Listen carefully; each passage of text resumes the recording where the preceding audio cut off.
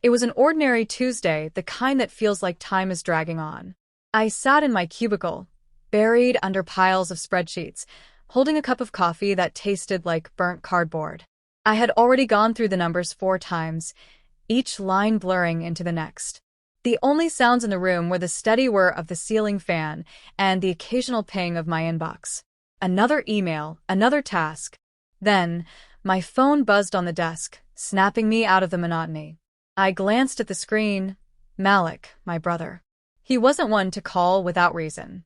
He was out in Hawaii managing a luxury resort, where tourists swarmed to snap picture-perfect photos. We talked maybe a couple of times a year, birthdays, holidays, or a random call now and then. It was unusual for him to call me out of the blue. I picked up, leaning back in my chair. "Hey, what's up?" I asked. His voice was casual at first, almost too casual. "Just checking in, little bro." I wasn't buying it. "What's going on, Malik?" There was a brief silence before I added, "Where's your wife?" I don't know why I asked. Maybe it was instinct. "She's in New York on a business trip," he answered slowly. "She left Sunday." "Why?" Another pause, longer this time, then his tone changed. It lost all trace of playfulness. "I'm in the resort lobby right now," he said. "And I swear, your wife is here. She just checked in with some guy." The world went silent. The hum of the fans seemed to vanish. My heartbeat rang in my ears. "She's here?"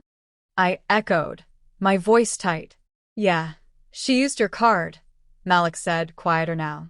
"Honeymoon suite. She's in a sundress, laughing. The guy looks like he stepped out of a magazine." My hand froze over the mouse. The coffee sat untouched, cold. "She paid with my card?" I stared at the spreadsheet, the rows and columns now meaningless. "Are you sure it's her?" I asked, my jaw clenched, holding on to a shred of doubt. "Positive," Malik replied. I waved. She waved back, smiled like everything was fine. A headache bloomed behind my eyes, and I rubbed my temples, trying to wrap my head around it all. "All right," I said, my voice steady despite the chaos inside. "Don't say anything. Just keep an eye on things." Malik's voice softened. "Got it. I won't tell her a thing." I stood up and walked to the window, staring out at the trees swaying in the breeze. 6 years of marriage. We had met at a conference. Her sharp wit and ambition had drawn me in. She didn't wait for opportunities to come to her. She made them happen. I had supported her every step of the way, paying for her grad school tuition when loans fell through, backing her startup, cheering her victories as though they were my own. And now, she was in Hawaii, wrapped up in another man, charging her betrayal to my credit card. I sat back down and opened our banking app. The charges were glaring at me. $900 for an oceanfront suite, $280 for a couple's spa day, $200 for a gourmet brunch, $350 for a private boat tour. Each line felt like a punch to the gut. My card, her vacation. Recently, I'd noticed her pulling away, distant during dinners, claiming stress and exhaustion. I had given her space, made excuses. I had unknowingly given her room to cheat. But I didn't shout, didn't break anything. I just sat there, letting it all sink in. Then something shifted. I wasn't going to explode. I wasn't going to storm the resort and make a scene. I was going to plan. I called Malik again. "Don't let her know you saw her. Get everything, photos, names, details. Whatever you can without tipping her off." "On it," he replied without hesitation. I called my assistant next, told her I'd be out for the week, and closed my laptop.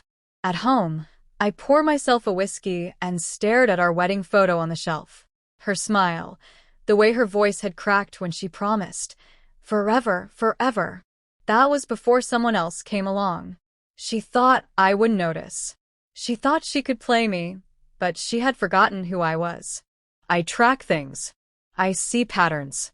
Now, I would make sure she regretted underestimating me. I stood in the dark living room, ice clinking in my glass, reviewing every transaction like it was evidence in a case. She had taken everything, our life, our trust, and turned it into her playground. But I wasn't going to act on rage. Not yet. I texted Malik again. "Describe him." He replied almost immediately. Tall, pretty boy, loafers on the beach, tight jeans like he's allergic to sand. She kissed him in front of everyone. This wasn't a mistake. This was planned. She was due back Wednesday. We had a meeting scheduled for 3 p.m. She'd been distant for weeks, short texts, vague excuses. I had thought it was just work stress. But she had been planning her escape to paradise. I sat in the kitchen, the dim glow from the fridge the only light, and started a spreadsheet. Every charge, every detail, spa treatments, imported cocktails, luxury dinners, all in her name, bold as ever. The next morning, I texted Malik. Keep her there tomorrow. He replied quickly. VIP beach package. I'll stall. You're covered. Then I called Joan, a college friend who worked in cybersecurity. I laid everything out. Give me 5 hours, she said. I'll set up a live tracker on her purchases and cross-reference it with GPS data. You'll have everything by tonight. For the first time in days, I smiled. This wasn't just pain anymore. This was strategy. An hour later, Malik sent a photo. Her, at a beach bar, sipping a drink with a tiny umbrella. The guy beside her was all charm and no shame. I saved the photo, started a new folder. Paradise evidence. I pulled up her emails, confirmations, receipts, every digital trace. Then I called Tony, a lawyer recommended by Malik, a Hawaiian attorney known for dismantling lies with cold, hard proof. I wasn't going to confront her with tears or accusations. I was building a case. She would come back from Hawaii, smiling, oblivious. But I would be ready. Betrayal doesn't always come crashing through the door. Sometimes it slips in quietly, like a slow leak. By the time she realized I knew, she'd already be underwater.